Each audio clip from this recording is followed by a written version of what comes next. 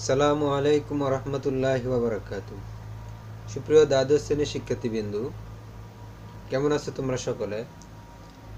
আশা করি তোমরা ভালো আছো এবং সুস্থ আছো।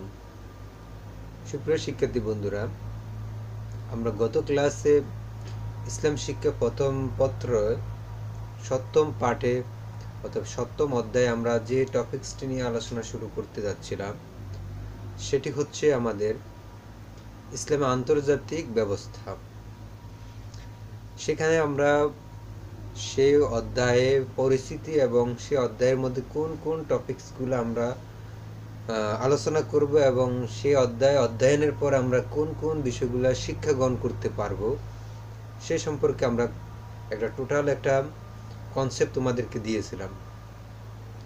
তো আজকের মাধ্যমে আমরা আজকে এবং সাথে সাথে আমি ওই ক্লাসে তোমাদেরকে আন্তর্জাতিক ব্যবস্থা যেটা ইসলামী আন্তর্জাতিক ব্যবস্থা, পূর্বে আমরা শুধু আন্তর্জাতিক ব্যবস্থার এবং ইসলামী আন্তর্জাতিক ব্যবস্থার পরিস্থিতিমূলক দুইটি সংজ্ঞা আমি তোমাদেরকে দিয়েছিলাম।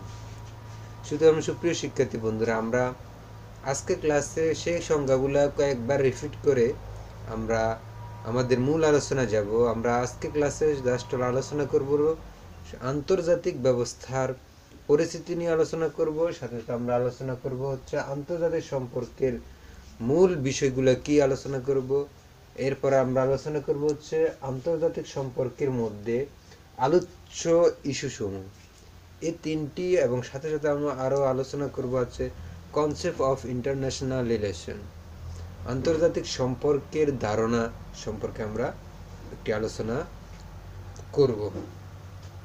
তো সুপ্রিয় শিক্ষার্থী বন্ধুরা, আমরা শেষ পয়েন্ট থেকে আমরা সংজ্ঞাগুলো একটু রিপিট করি যে আমরা সংজ্ঞা কি পড়েছিলাম। সংজ্ঞা পড়েছিলাম হচ্ছে যে আন্তর্জাতিক সম্পর্কে বিষয় পড়তে গিয়ে আমরা পড়েছি দুটি সংজ্ঞা পড়েছি, যে আন্তর্জাতিক সম্পর্ক কাকে বলে এ সম্পর্কে আমরা সংজ্ঞায়িত করেছিলাম যে আন্তর্জাতিক সম্পর্কে কি ইংরেজিতে বলা হয় ইন্টারন্যাশনাল রিলেশনশিপ, বলতে সভ্য ও স্বাধীন রাষ্ট্রসমূহের মধ্যে বিরাজমান পারস্পরিক সম্পর্কগুলোকে বোঝায় হচ্ছে আন্তর্জাতিক সম্পর্ক বা ইন্টারন্যাশনাল রিলেশন। আর ইসলামিক দৃষ্টিতে আন্তর্জাতিক সংজ্ঞাকে এইভাবে সংজ্ঞায়িত আমরা করেছি যে বিশ্ব স্রষ্টা আল্লাহ তাআলার খলিফা ও সৃষ্টির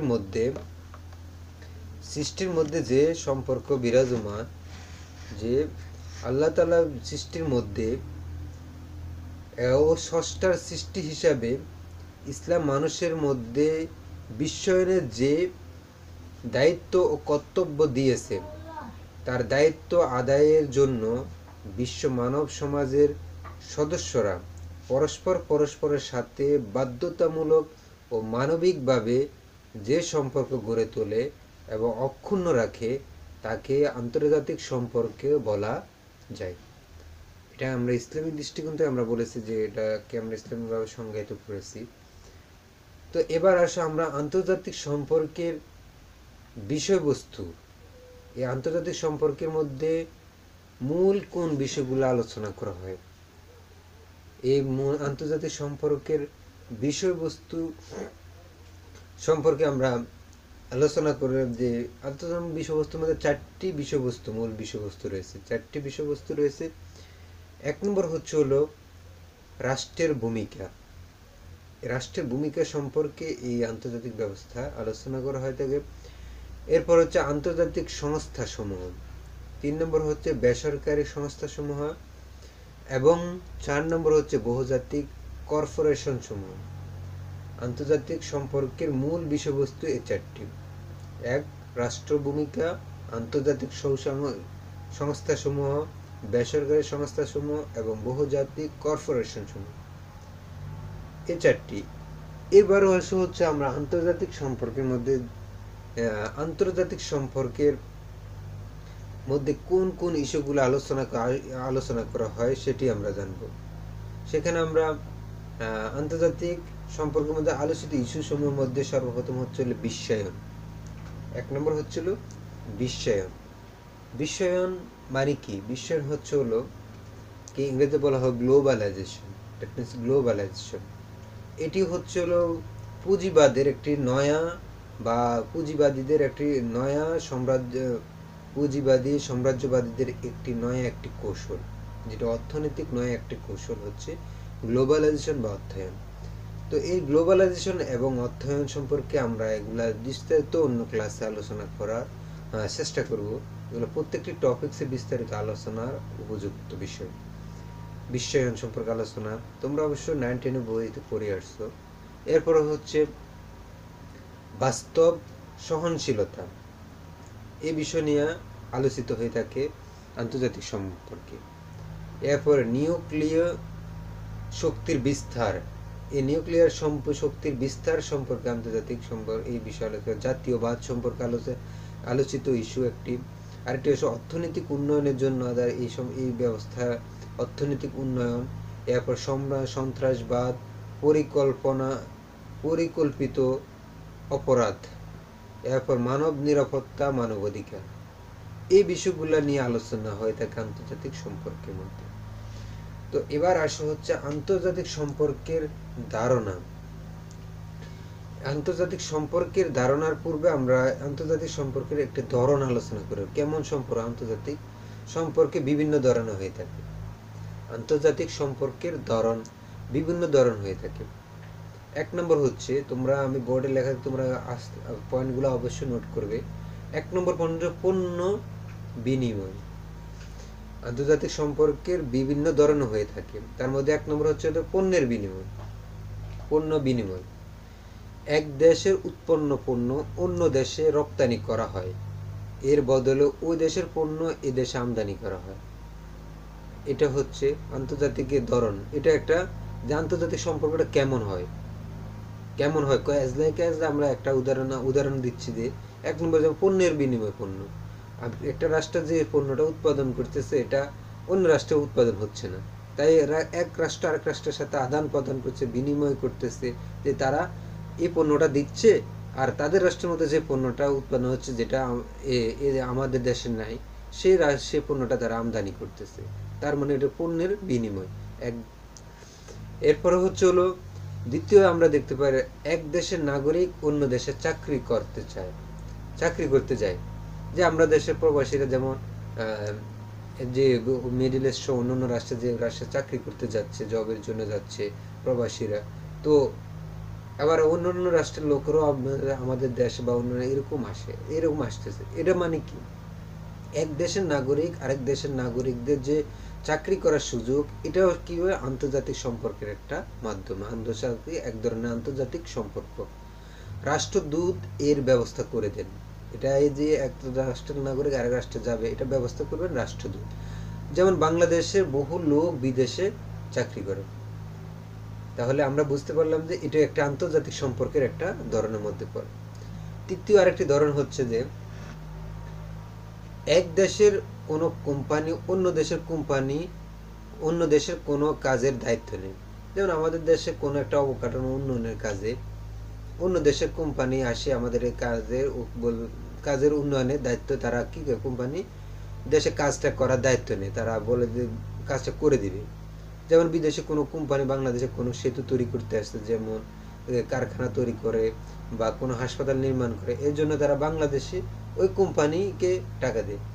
এজন্য বাংলাদেশকে ওই কোম্পানি, যে কোম্পানিকে, অর্থাৎ বিদেশে একটা কোম্পানি বাংলাদেশে কোনো অবকাঠামো উন্নয়নে তারা কাজ করে, এটাও আন্তর্জাতিক সম্পর্কের মাধ্যম। এরপর হচ্ছে 4 নম্বর আমরা বলতে পারি, এক দেশের কোনো কোম্পানি অন্য দেশের ব্যবসার জন্য তাদের পুঁজি লাগাতে পারে, পুঁজি বিনিয়োগ করতে পারে। যেমন বাংলাদেশে গ্যাস উত্তোলনের জন্য বিদেশি কোম্পানি কাজ করে। এক্ষেত্রে যদি এক দেশের কোনো কোম্পানি অন্য দেশের ব্যবসার কাজের জন্য তাদের পুঁজি বিনিয়োগ করে, তারা ইনভেস্টমেন্ট করে থাকে। যেমন আমরা বললাম যে বাংলাদেশে গ্যাস উত্তোলনের জন্য তার বিদেশি কোম্পানি কি করতেছে, তার কোম্পানি কাজ করে। এইভাবে আমরা যেমন অন্যান্য যে কোনো সেতু নির্মাণে তারা অন্যান্য বিভিন্ন রাষ্ট্র সেতু নির্মাণ করে দিচ্ছে, তারা এখান থেকে ব্যবসা করে নিয়ে যাচ্ছে, যে পুরো টুল আদায় করে নিচ্ছে সেতু থেকে। এগুলো হচ্ছে আন্তর্জাতিক ধরন। এরপরে আমরা আরেকটু দেখতে পাই যে দুই দেশের নির্দিষ্ট কোনো স্বার্থ চুক্তি হয়ে থাকে। দুই দেশের এমন কোনো বিষয় যেটা দুই দেশের উপকৃত হবে, এরকম স্বার্থে দুই দেশের মধ্যে সম্পর্ক চুক্তি হয়ে থাকে, সন্ধি হয়ে থাকে। এটাও আন্তর্জাতিকের একটা ধরন। এরপর দুই দেশের মধ্যে যুদ্ধ হওয়ার পর সন্ধিও হলেও চুক্তি হয়ে থাকে। সন্ধি মানে তাদের মধ্যে, দুই দেশের মধ্যে একটা সারা বিবাদ যুদ্ধ চলতেছে, এই যুদ্ধটাকে বন্ধ করার জন্য সন্ধি হলেও তাদের মধ্যে একটা চুক্তি স্বাক্ষরিত হয়ে থাকে। এটি হয়, এগুলো হচ্ছে এইসব বিষয়, এগুলা হচ্ছে আন্তর্জাতিক সম্পর্কের একটা ধরন। তো সুপ্রিয় শিক্ষার্থী বন্ধু, আমরা আন্তর্জাতিক সম্পর্ক কেমন হয় তার কয়েকটা উদাহরণ আছে। এইভাবে অনেক ধরনের হয়ে থাকে আন্তর্জাতিক সম্পর্ক। তো আমরা এখান থেকে জানলাম। এরপরে হচ্ছে আমরা আন্তর্জাতিক সম্পর্কের ধারণাটা কোথা থেকে উৎপত্তি হয়েছে। এখানে আমি উৎপত্তি ও সম্পর্কের বিকাশ সম্পর্কে আমরা অন্য একটি ক্লাসে আলোচনা করব, যে আন্তর্জাতিক সম্পর্কে উৎপত্তি আমরা আগামী ভিডিওতে আলোচনা করব, যে আন্তর্জাতিক সম্পর্ক কোথা থেকে উৎপত্তি হয়েছে, এর ক্রমবিকাশ, এই সম্পর্কে আমরা আলোচনা করব। তো তবে এর আগে আমি একটি আলোচনা করব যে আন্তর্জাতিক সম্পর্কের ক্ষেত্রে আমাদের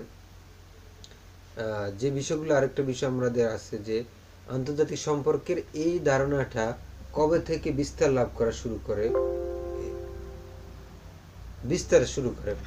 এবং আন্তর্জাতিক সম্পর্কটা এটা কোন বিষয়ের একটি শাখা, এবং আন্তর্জাতিক সম্পর্কে, হ্যাঁ, সোশ্যাল সায়েন্স, সমাজ বিজ্ঞান, পরিবারের একেবারে সর্বকনিষ্ঠ একটি সদস্য হলো আন্তর্জাতিক সম্পর্ক। সমাজে যখন অগ্রগতি সাধিত হওয়ার সঙ্গে সঙ্গে সামাজিক সম্পর্কের বিভিন্ন দিক বিবেচনা করে বিভিন্ন জটিলতা বৃদ্ধি পেতে থাকে। ফলে দর্শন, ইতিহাস, অর্থনীতি, ভূগোল, রাষ্ট্রবিজ্ঞান, রাজনীতি, এই সমাজবিজ্ঞানের প্রভৃতি শাস্ত্রের আবির্ভাব ঘটে। রাষ্ট্রবিজ্ঞান, রাজনীতি প্রভৃতি শাস্ত্রে আবির্ভাব ঘটে হচ্ছে কি থেকে? সমাজবিদ্যা থেকে। এই সকল বিদ্যাই হচ্ছে সমাজের উন্নতি অবগতির জন্য। এগুলো মূলত উৎপত্তি হয়েছে কোথা থেকে? এই সকলগুলোকে আমরা সামষ্টিকভাবে বলা যায় হচ্ছে সমাজবিজ্ঞান বা সোশ্যাল সায়েন্স। যেমন হচ্ছে আমরা কি জানি যে এই জন্য বলা হয়তো যে মানে আন্তর্জাতিক ব্যবস্থা হচ্ছে সোশ্যাল সায়েন্সের একটা সর্বকনিষ্ঠ, পরিবারের একটা সর্বকনিষ্ঠ একটা সদস্য।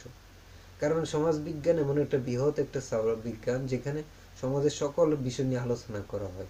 আর সেখানে একটা বিষয় হচ্ছে আন্তর্জাতিক সম্পর্ক, বৈদেশিক নীতি, এটি রাষ্ট্রের বৈদেশিক নীতি। তো এটাকে আন্তর্জাতিক রাজনীতিও বলা হয়ে থাকে। যে আন্তর্জাতিক সম্পর্কটাকে বিভিন্ন পরিভাষায় রয়েছে। তার মধ্যে একটি পরিভাষা হলো হচ্ছে রাজনীতিক, আন্তর্জাতিক রাজনীতি বা আন্তর্জাতিক সম্পর্ক প্রাথমিকভাবে প্রথম দিকে রাষ্ট্রবিজ্ঞানের অন্তর্ভুক্ত। তোমাদেরকে যদি প্রশ্ন বলা হয় যে আন্তর্জাতিক সম্পর্কটি প্রথম দিকে কোন বিষয়ের মধ্যে অন্তর্ভুক্ত ছিল, আন্তর্জাতিক সম্পর্কটি প্রথম দিকে রাষ্ট্রবিজ্ঞানের অন্তর্ভুক্ত ছিল। কিন্তু প্রথম বিশ্বযুদ্ধের পরবর্তী সময়ে এটিকে স্বতন্ত্র একটি শাস্ত্র হিসাবে মর্যাদা দেওয়ার চেষ্টা চালালেও কিন্তু দ্বিতীয় বিশ্বযুদ্ধের পরবর্তী সময়ে এটিকে পঠন পাঠন গবেষণাযোগ্য বিষয়ে রূপান্তরিত এবং পরিপূর্ণ বিষয়, অর্থাৎ পৃথক একটি শাস্ত্রের মর্যাদা লাভ করে হচ্ছে দ্বিতীয় বিশ্বযুদ্ধের পরে। বর্তমানে এই আন্তর্জাতিক সম্পর্কে কেন প্রয়োজন? বর্তমানে আমাদের আলোচনার মধ্যে চলেছে বর্তমানে কোনো রাষ্ট্রই স্বয়ংসম্পূর্ণ নয়। কোন রাষ্ট্রের মধ্যে আছে একটি বিষয় আছে, তাদের রাষ্ট্রের মধ্যে এই বিষয়টি উৎপন্ন হয়, অন্য রাষ্ট্রের মধ্যে এই বিষয়টি এটা উৎপন্ন হয় না। মানে অর্থাৎ কোন রাষ্ট্রে একটি রাষ্ট্র আরেকটি রাষ্ট্রের উপরে নির্ভরশীল। আমরা যদি চিন্তা করি যে সমাজের একেবারে সর্বসর্ব সদস্য হচ্ছে হলো পরিবার, পরিবারের বৃহৎ সমষ্টির নাম হলো সমাজ, আর সমাজের থেকে একটি রাষ্ট্র, আর রাষ্ট্র বৃহৎ হলো পৃথিবী। তো এখানে একটি রাষ্ট্র ও একটি সমাজ, একজন পরিবার আরেকজন পরিবারের যেমনিভাবে নির্ভরশীল, একটি সমাজ আরেকটি সমাজের উপর নির্ভরশীল, একটি রাষ্ট্র আরেকটি রাষ্ট্রের উপর নির্ভরশীল, কেউ স্বয়ংসম্পূর্ণ নয়। তাই তার পক্ষ থেকে একজনের প্রয়োজনীয়তা আরেকজনের প্রয়োজন মেটানোর জন্য এই সম্পর্কের গুরুত্ব অত্যাধিক। প্রত্যেকটি রাষ্ট্রেরই একটা বিদেশিক নীতি রয়েছে, বৈদেশিক নীতি রয়েছে, যাকে পররাষ্ট্র নীতি বলা হয়ে থাকে। তো এই রাষ্ট্রনীতির মাধ্যমে, আন্তর্জাতিক সম্পর্কের মাধ্যমে একটি রাষ্ট্র তাদের আরেকটা রাষ্ট্রকে তাদের উন্নতির কাজে অগ্রগতি, যেমন আমাদের দেশে যে উন্নয়ন অবকাঠির মধ্যে আমাদের অ্যাবিলিটি নেই, কিন্তু একসাথে এত টাকা ইনভেস্ট করার অ্যাবিলিটি নেই, কিন্তু যখন বৈদেশিক সংস্থারা আসে এগুলো উন্নতি করতেছে, সাথে সাথে আমাদের উন্নতি হচ্ছে, কিন্তু আমাদের কাছ থেকে তারা এই ব্যবসা করে তাদের নিচ্ছে, তাদের লাভ হচ্ছে, ব্যবসা করে 500 টাকা খরচ করলে 1000 টাকা নিয়ে যাচ্ছে, আমরা হচ্ছে সুবিধা পাচ্ছি। তার মাঝে এটা হচ্ছে মানে সম্পর্ক, আন্তর্জাতিক সম্পর্কের মাধ্যমে এই কাজগুলো হয়ে থাকে। তো সুপ্রিয় শিক্ষার্থী বন্ধুরা, আমরা আজকের ক্লাস থেকে শিক্ষা গ্রহণ করলাম হচ্ছে যে আন্তর্জাতিক সম্পর্কের সংজ্ঞা দুইটি আমরা জানলাম, এরপরে জানলাম হচ্ছে আন্তর্জাতিক সম্পর্কের মূল বিষয়বস্তু সম্পর্কে আমরা জানলাম, সাথে এরপরে যে আলোচনা করেছি হচ্ছে আন্তর্জাতিক সম্পর্কের আলোচিত ইস্যু সমূহ, এরপর আন্তর্জাতিক সম্পর্কের ধারণা, এটা কবে থেকে আন্তর্জাতিক সম্পর্কটা কোন বিষয়ের অন্তর্ভুক্ত ছিল, এখন বর্তমানে এটা কিভাবে স্বয়ংসম্পন্ন লাভ করেছে, সে বিষয়গুলো আমরা আলোচনা করেছি আজকের ক্লাস থেকে। আশা করি তোমরা এখান থেকে কিছুটা হলেও উপকৃত হয়েছো।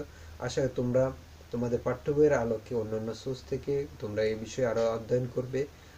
আশা করি আমরা ধারাবাহিকভাবে আন্তর্জাতিক সম্পর্কের বিষয়টা নিয়ে আমরা ধারণা দিব। সাথে সাথে আগামী ক্লাসে আমরা আলোচনা করব হচ্ছে আন্তর্জাতিক সম্পর্কের উৎপত্তি ও ক্রমবিকাশ, এটা কখন থেকে উৎপত্তি হয়েছে, স্বাভাবিকভাবে আমাদের স্বাভাবিক বর্তমান পাশ্চাত্যবিদদের মতে, আর ইসলামিক দিক থেকে আমরা এটা আলোচনা করব, যে আন্তর্জাতিক সম্পর্কটা ইসলামিক দৃষ্টিকোণ থেকে আলোচনা করব, এবং হচ্ছে পাশ্চাত্য বর্তমান এ সময় বিষয়গুলো আলোকে আমরা আগামী ক্লাস ইনশাল্লাহ এর উৎপত্তি নিয়ে আলোচনা করব।